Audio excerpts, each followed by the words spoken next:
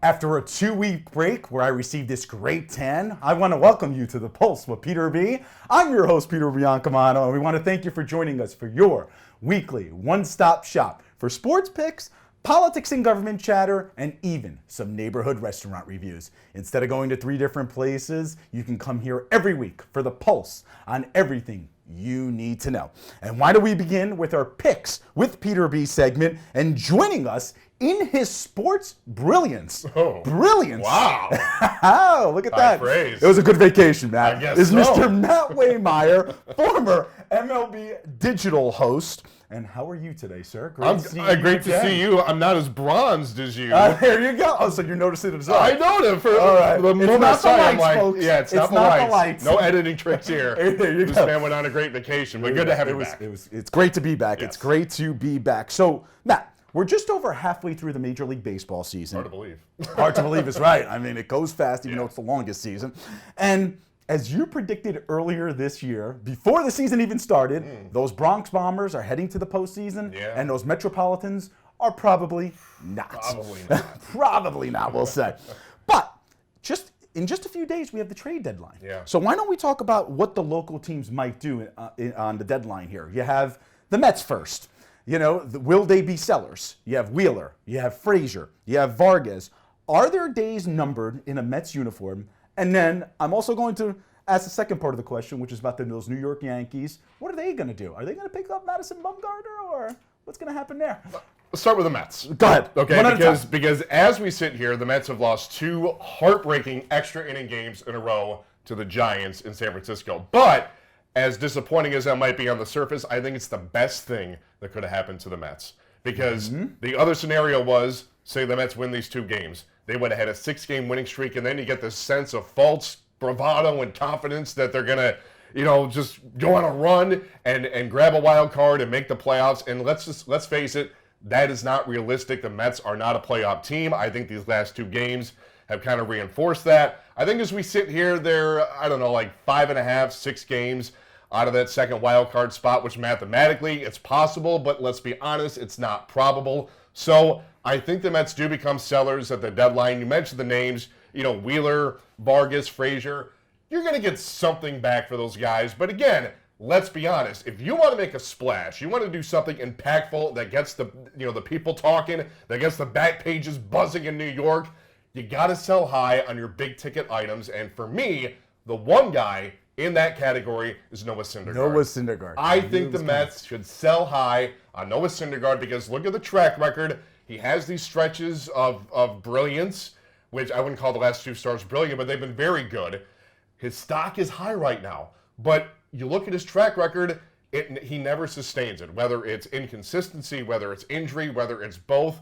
He's going to come down from this. So right now, you strike while the iron's hot. He's had 2 great starts. You sell high, as they say. Sell high. Exactly. Brody, listen, Brody. High. Come on. Matt Waymeyer's telling you, Brody. Jeez. I think he's are going to the go. Yankees in contention? I mean, Madison Bumgarner, the Giants are now a 500 team. They've won 14 of 16 games. Right. I mean, will they get rid of their star pitcher now that they're making a run? It's crazy because, again, the team the Mets lost to, the Giants, Madison Bumgarner 2 nights ago, went 9 innings, or the game went 16, but he was terrific. He's not the pitcher he once was, but that postseason pedigree is second to none. It is incomparable in baseball history. So whether it's the Yankees or the Astros or another team, maybe the Red Sox that are kind of on the fringes right now, they're going to look at that. Of course I got to throw that in. My boys. He's wearing the red. World champs, don't forget. There you go. But somebody out there is going to take a chance on Madison Bumgarner. But the thing is, do the Giants want to take a chance by dealing him? They're 2 games, maybe even less than 2 games, out of a wild card spot. Maybe they say, you know what? We got a good thing going. We've turned the corner, and we can grab a playoff spot, and maybe they hold on to Bumgarner. It's going to be real interesting this next week and a half to see what they do. So the Yankees might not do anything, but they're still in pretty good position. They were in great position. I mean, let's be honest. Like, the one thing that I find interesting is that, they're on this quest for an ace. But about a month ago, they had their sights set on Max Scherzer. And then the Nationals got hot. And then the talk was Bumgarner. Now the Giants are hot. Right. There's talk about Marcus Stroman. Is he the difference maker you want to get? I'm not so sure. So, Domingo Germán, who was hurt for a while, he's come back. He's been brilliant in his first 2 starts coming off the IL. Will it last? That's the thing. Well, it's, I think it could last, but do you trust a guy so young and so inexperienced to be that ace, to be that go-to guy in the playoffs with all that pressure? You're talking about a Yankee team that hasn't won a World Series in 10 years. That's a biblical drought, for the Yankees. Anywhere else, it's like, 10 years. In New York, unacceptable. So was that the guy you want to turn to, or do you want to trade your chips in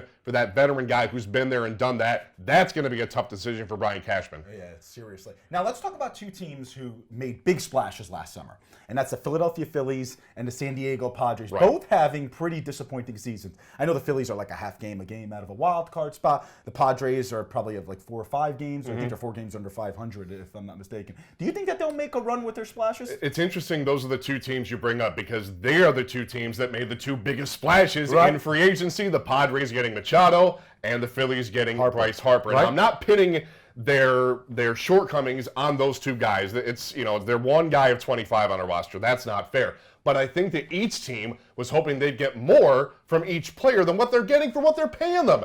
They're each earning upwards of $30 million a year. Their OPSs are in the 850 range, which is good. Right. That's all-star level. That's good production, but you're not paying $30 million a year Right. for good. You want great. You want superlative. You want Mike Trout. You want Bellinger. You want Yelich. You want those numbers. Heck, they're not Pete getting Alonso. that. Pete And Jeff Alonso. McNeil. Yes, absolutely. Well, Alonso's OPS, it's right in that neighborhood. It is. And McNeil leads the majors in hitting. So course. they're not even getting that sort of production from these $30 million a year guys. They've had other areas where they've come up short, but these guys, again, they haven't been the superstar presences that each team was hoping for. That's a big reason why they've fallen short. Now, it's so funny. A lot of the divisions in the league are not that close, but the wild card races, as you mentioned Yeah. before, are certainly they're battlegrounds. I mean, battlegrounds. Who do you think finishes with the wild card positions? Oh in each- man! in each, I mean, you look league? at each league, and everything is so bunched up. I mean, at one point, Cleveland was leading the wild card race, and they still are. But now they're 4 games back of the Central lead because the Twins have faded. Right. So that could do a 180. You never know. In the NL, you've got the Nationals have gotten hot. You mentioned the Phillies, the Brewers are there. The Cubs are leading the Central. The Cardinals are right there. So there's so many teams. I'm going to do a chicken out here. I'm going to say I can't say this early who's going to grab those wild card spots, but there's so many teams in contention. The second wild card has created a lot more intrigue, and it's going to come right down to that final week in September. Well, really quickly, because we have a few seconds here, I'm Yes. going to put your back against the brick Oh, wall because we boy. love doing that on the Pulse. Who do you have in the World Series, and who are going to be the World Series champions? My heart will obviously always say Red Sox. My exactly. head says something a little bit different. I say it's going to be a rematch of 2017 Astros and Dodgers. I like the Dodgers to finally win. There you go. Well, Mr. Matt Wainmeyer, former MLB digital host, and we're so happy to have him as our sports insider here on the Pulse with Peter B. Thanks for joining us. and Absolutely. we'll be seeing a lot more of you as the Hope so. NFL season is right around the corner. Got it. Folks, when we come back, we have our first part of our exclusive interview with Mr. Arthur Imperator. You're not going to want to miss it. We'll be back. For 30 years, New York Waterway has been a trusted friend of the city of Hoboken by enhancing the everyday commute for thousands of city residents and by always answering the call during emergencies big and small. Now that reliability and comfort the ferries offer is in jeopardy.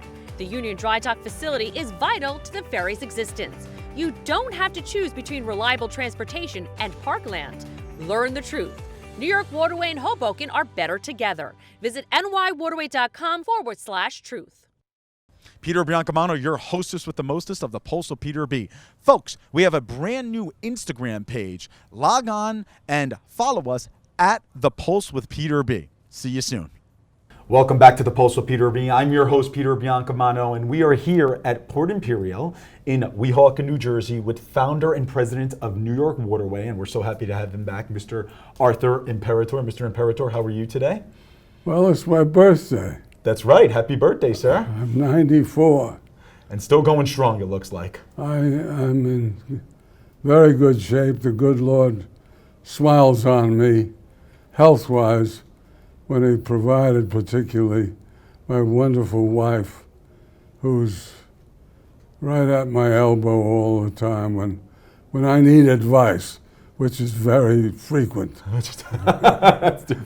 Well, they say behind every great man is a great woman, correct? Well, she's an extraordinary woman. Exactly. But she helps me maintain the state of my health, which is at a good level for a man my age. Right. Thank God. Thank God is right.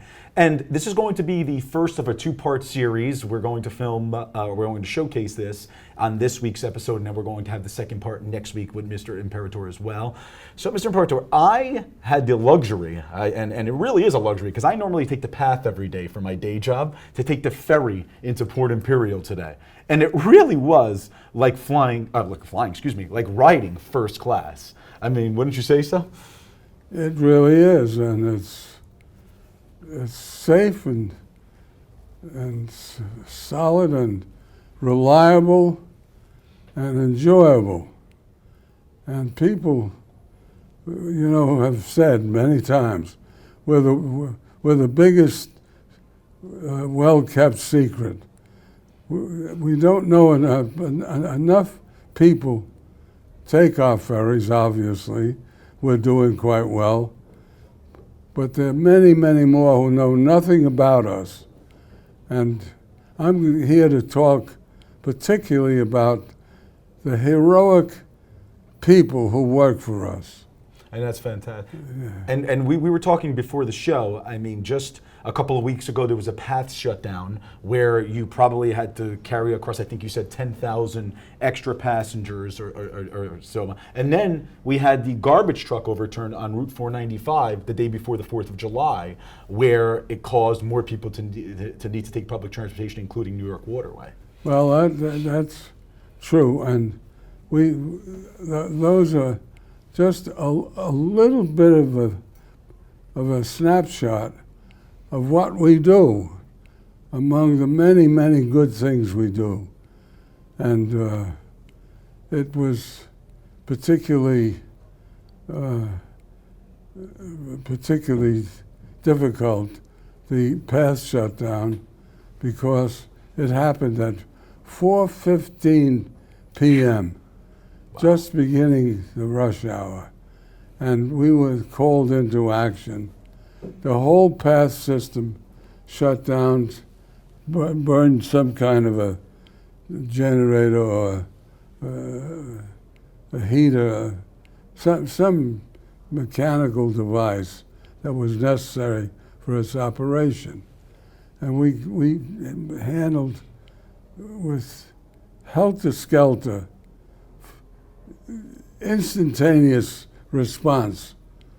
Over 10,000 additional people during the rush hour that night on many different routes, because we were only authorized to take so many, but there were so many other people discommoded by the shutdown that they found their way to one of our terminals. So in toto, whereas we cross-honored with the Port Authority of New York and New Jersey for about 5,700, I think it was, the number, and probably did another, probably 5,000 or more in addition. So we handled perhaps 11,000 to 12,000, somewhere in that range, just like that. And it's our people who swing into action, know their business, take great pride, and are well trained, and that's what they did. Now, last week, we had a shutdown of the entire bus system of New Jersey Transit. Right, because of the overturned garbage truck, right? And that we also we build cross-honored something like 5,700 or 800 also similar, and we handle an additional group of people because people were stuck. They couldn't get out of New York by bus, and they came to our terminals.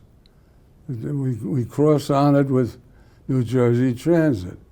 Again, just like that, we swing into action. And it's really a testament to your team. I mean, everybody really knows what to do when these type of emergencies happen, right or wrong. I mean, whether it's your marketing team sending out notifications through social media, through the website, saying, "Look, we come take the ferries because we're open for you." Whether it's your vice presidents, I'm guessing, who are calling different organizations, lending a handout. Correct? There's one call that gets made. Just one. Wow. It gets called. We get called. That's right. In a major snowstorm, major flood, hurricane, colossal feats of emergency, like I don't have to tell you, we did the rescue. That's right. Of Mr. Sallenberger and The Miracle on the Hudson, right? Yes, and hundreds and hundreds and hundreds more, some lesser, some major, but it's always our people who snap into action instantly. They don't have to even wait for me. We have a wonderful vice president named Alan Warren, who is just a genius at getting things shifted and conform to whatever the situation is. Pronto. Pronto. I mean, everybody knows their role and they know how to do it the right way. Listen, the Jesuits have a motto: we do what we do. That's what we do. We save people. When the towers got hit, right, we moved so many people. But I don't think people understand, particularly in Hoboken, how vital we are to the region, how much we've added to the quality of life, how much we've added to the tax rolls, to the ratables.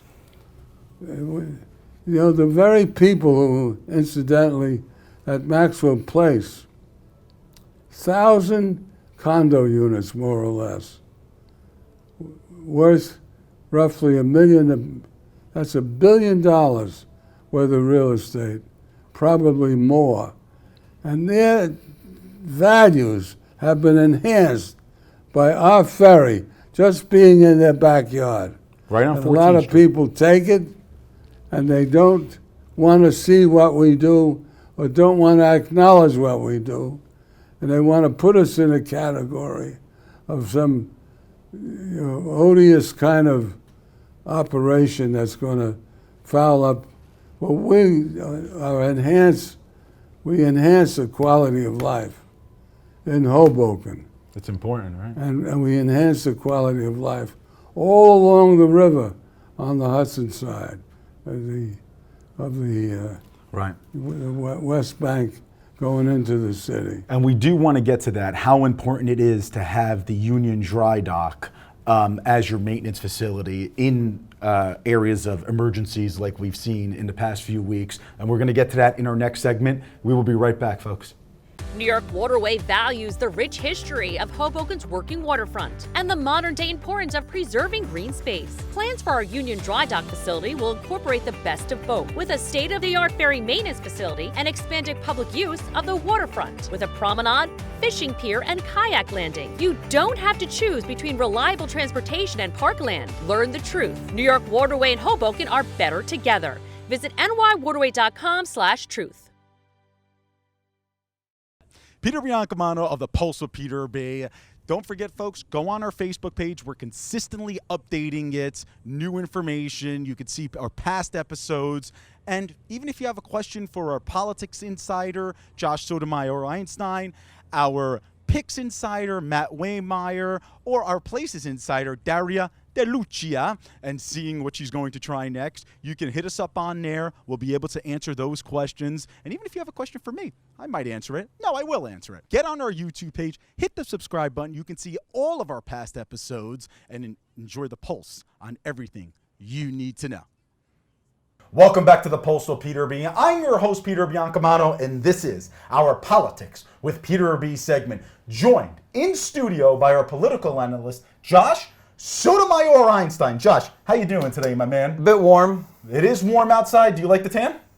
I mean, you look like this every day. I doubt that, and I do He not. sprays tan. No, I do not. This is all natural, as we like to say. Natural. Anyway, Josh, let's get to the topic at hand here.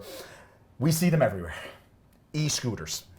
The 6-month pilot program that the city of Hoboken has enacted is about 2 months in. And in the first 24 hours of the program, the Hoboken Police Department have received close to 1,500 complaints on them. 1,500 complaints. I feel like minutes after the program launched, several city council members released statements saying how there needs to be education from the Bala administration regarding these scooters. And the funny thing is, Josh, these were the same city council members that passed the pilot initially as a resolution when it came before them. So is this just hypocrisy at its finest, or is it the same petty politics that we've been seeing? Well, there's definitely enough blame to go around, and no one in government is an angel. But at the same time, our city council is a legislative function of our municipal government, and it's up to the mayor's office as the executive to inform and educate the public. So when it comes to this dispute between the council and the mayor, reluctantly, I am more than less on the council side. It's the responsibility of the mayor's office to educate and inform people, and to figure out how things are going to be implemented. And if we look at all the wipeouts that have happened, all the kids underage that have been on the scooters, all the scooterists on the sidewalks, all the people late at night going, doing tricks and doing circles in the middle of the avenue in Washington Street. While inebriated? Sometimes while inebriated, sometimes just while belligerent and jerk. I've seen people almost hit other pedestrians, and then when the pedestrian yells at them, get in their face. And that's not okay. So there's definitely been an enforcement problem. But at the same time, should our police really be wasting their time with this? Is this really an efficient use, something to put on the plate of our police? I don't think so. So it's really, there's a lot of a sort of back and forth, a ping pong situation between valid points on many sides, most of which relate to how this program is bad. Right, and shockingly, at this moment, there's only been one arrest, and this rider basically hit a pedestrian and then tried to flee police on his e-scooter. But like you said, should the police department actually be enforcing this when they certainly have higher priorities to deal with? Also, so do you feel, so who's going to enforce this? I mean, is it going to be education from, the administration, from the city council? I know we see those little plastic signs on poles. I mean, how do you enforce this? So, if this is something that we're going to keep and we're going to do, there has to be consequences. Right. If you're riding on the sidewalk, if you let your kid, use your account, if you're doing donuts in the middle of an intersection, there have to be consequences, and they have to be stiff. As to dissuade people from continuing to do so or to do so again. Right. Right now, basically, there are a number of people that use it as a commuting tool. They don't want to walk, they don't want to use the hop, they don't want to get on the bus. So they'll commute halfway across town and they don't feel like using their bicycle, or they don't have a bicycle, or they don't want to use the bike share. So there are some people that use it that way. But there's a lot of people that just use it as a convenience, as a toy. I have seen people that I know take the scooter, use the scooter to travel 6 blocks to a gym class. So they were going to work out, and instead of getting the free workout that it would have been those 6 blocks. That's called counterproductive. Okay, they took the scooter, and this person parked it directly in front of the doors to this person's gym class. Oh, Lord. This person's a callous jerk anyway. But you're not mentioning any names today, are you? No names. I don't mention names. So for most people, it's just a convenience. For a lot of people, it's a toy. And the question then is it really the city's responsibility to provide a toy or a convenience for people? There's a lot of people out there that have electric skateboards and the weird electric unicycle or the electric scooters that they own themselves.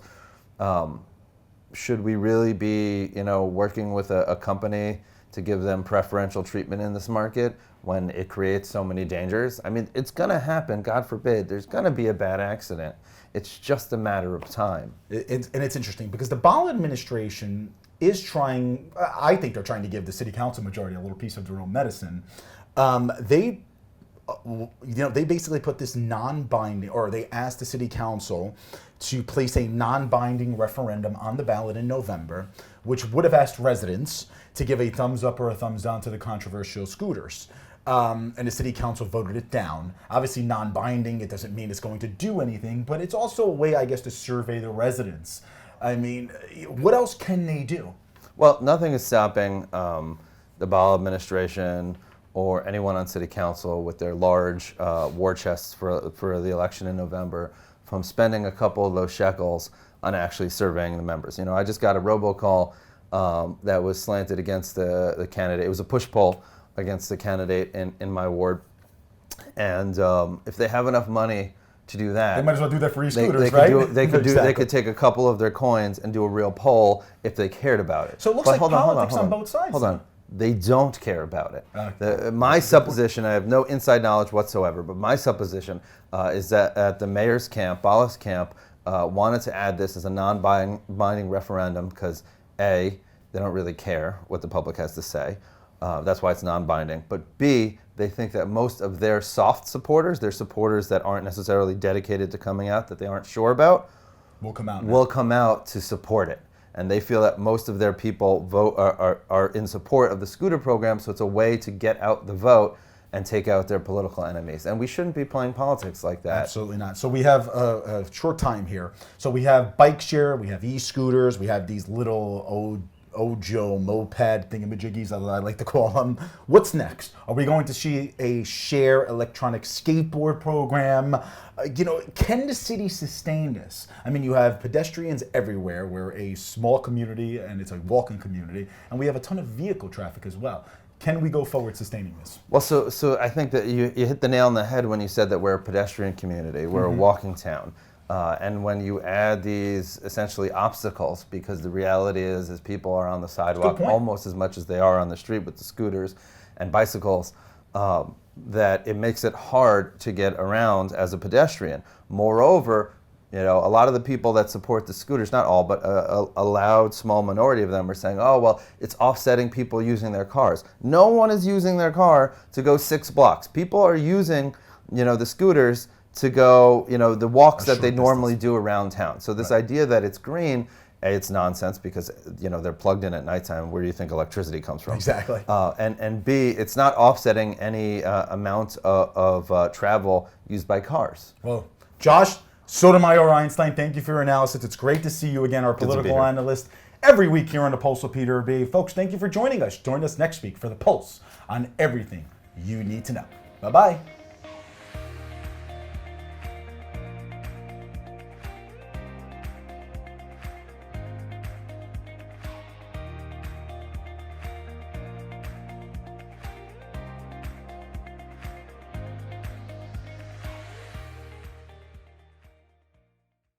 For 30 years, New York Waterway has been a trusted friend of the city of Hoboken by enhancing the everyday commute for thousands of city residents and by always answering the call during emergencies big and small. Now that reliability and comfort the ferries offer is in jeopardy. The Union Dry Dock facility is vital to the ferry's existence. You don't have to choose between reliable transportation and parkland. Learn the truth. New York Waterway and Hoboken are better together. Visit nywaterway.com/truth.